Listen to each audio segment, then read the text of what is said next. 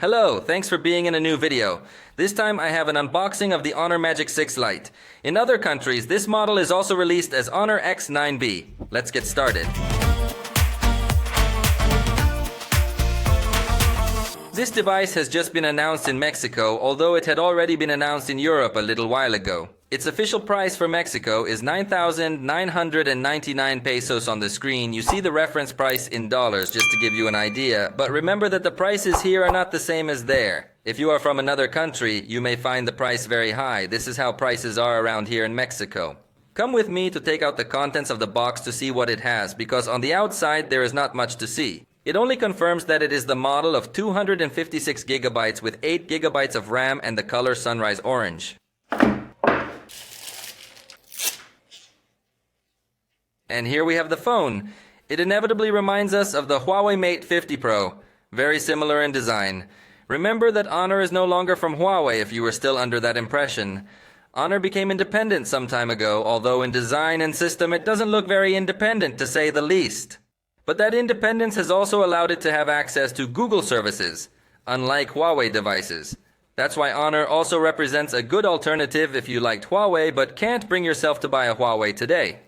Let's put the turn on this device, and in what turns on we see what else comes in the box.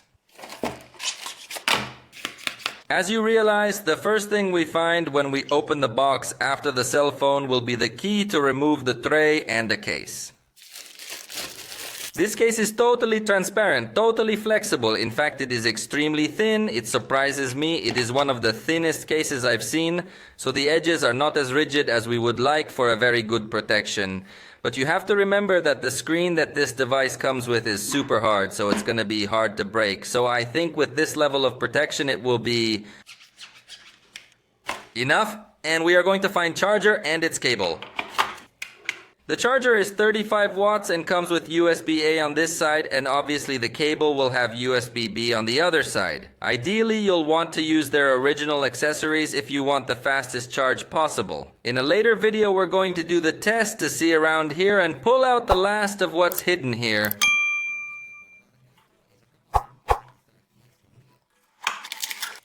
Just like the last generation, we find headphones that come with a traditional plug, and on the other side we are going to find the USB-C adapter to the 3.5mm headphone jack. Then it is curious, it is appreciated that they include this type of accessories because very few manufacturers today do. So thank you very much, Honor. They give us a box with enough material so that the unboxing is not ultra short as in other models. Let me put this away and we'll be back to take a look at the phone. And that's it. I've got the device set up so we can take a quick look at the specs included, as you could already notice. This device has a curved screen, but not only is it curved, it is ultra resistant. At this moment I could throw it on the ground and nothing would happen to it, but I will wait for the review. Definitely this is one of its strongest points. Honor has come a long way in the resistance of its glass. Although it is not Gorilla Glass or something like that, believe me, it is a pretty tough glass. We have already tested other devices with this same technology and resist very well, although it is curved screen which could predispose you or give you to understand that it is a fragile device, but in reality it is a pretty tough device. The back cover is made of synthetic leather, soft to the touch, very nice, and the camera has a textured circle as well. The overall design I think is one of its most attractive points, not only in aesthetics but also in resistance, although it does not have certification against water. Its thickness is 7.98 millimeters and weighs 185 grams. With this, it finishes off a totally good design. The screen is 6.78 inches in its diagonal AMOLED technology, and even its resolution is slightly more than Full HD. To be exact, it is 1200 by 2652 pixels. Some might call it 1.2K or something similar, but it is very remarkable that from this category we start to see this kind of screens. The truth is that it does look like a high-end display. Also, its refresh rate goes up to 120 Hz. So as I say, in every parameter it looks like a good quality screen. The downside is that, like the last generation, it retains only mono sound. This will be one of its weakest points because all devices in this category begin to integrate stereo sound, and in this case only seeing a speaker here really discourages us. The front camera is 16 megapixels with f2.4 aperture. Many manufacturers use the same configuration for the front camera. Here I have a screenshot of the photo preview. That is before taking the picture, and as you can see it looks completely burned out in the background, but fortunately it does have automatic HDR, so after taking the picture it does a good balance of highlights and shadows. Honestly though, it doesn't look like such a spectacular photograph to me. It does look good, but I don't think it's going to be its strongest point. On the back we find 3 cameras in the photographic system. The main camera is 108 megapixels with f-aperture 1.75. Then we have the 5 megapixel ultra wide angle camera with f2.2 aperture. And finally the 2 megapixel macro camera with f-aperture 2.4.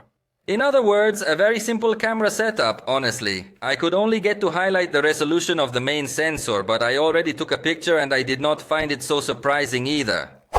This is the result of the ultra-wide camera photograph, which is fine in terms of width, but definitely has a low level of detail, and a color rendition that is not as accurate as we can say. Here you have the result with the main camera. It has a little better color, definitely, and obviously it also has better detail.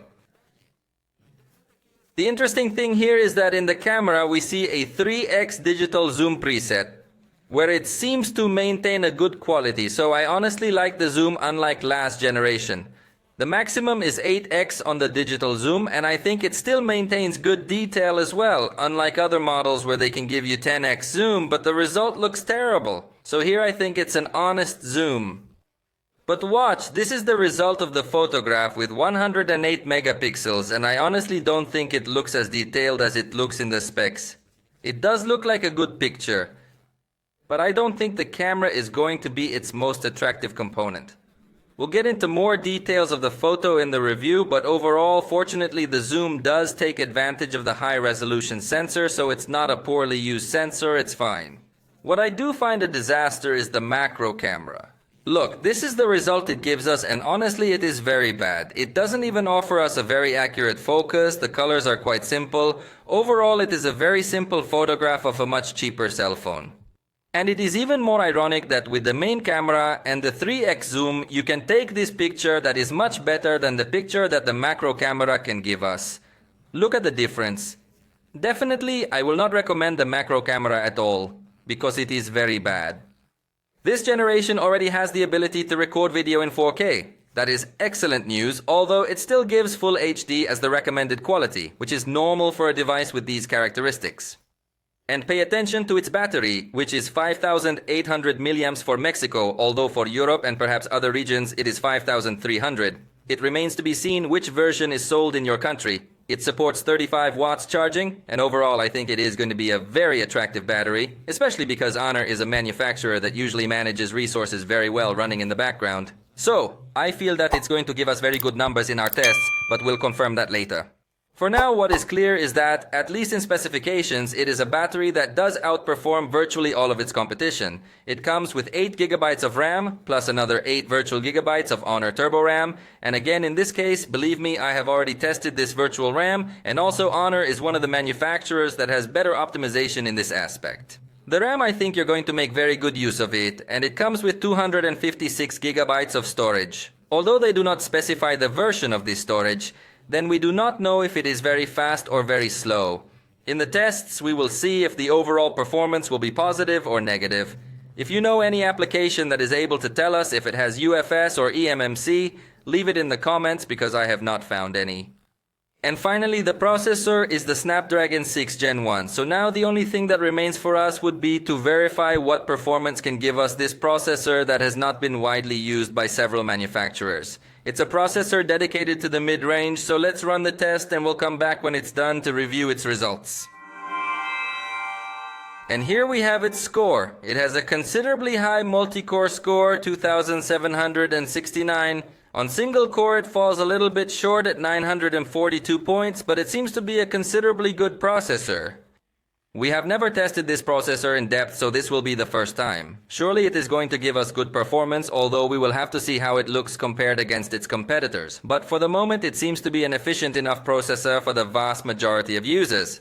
However, this has been a first look. Remember that we will have the full review later. For now, we have reached the end of this video. If you liked it, you know you can let us know, and we'll see you next time.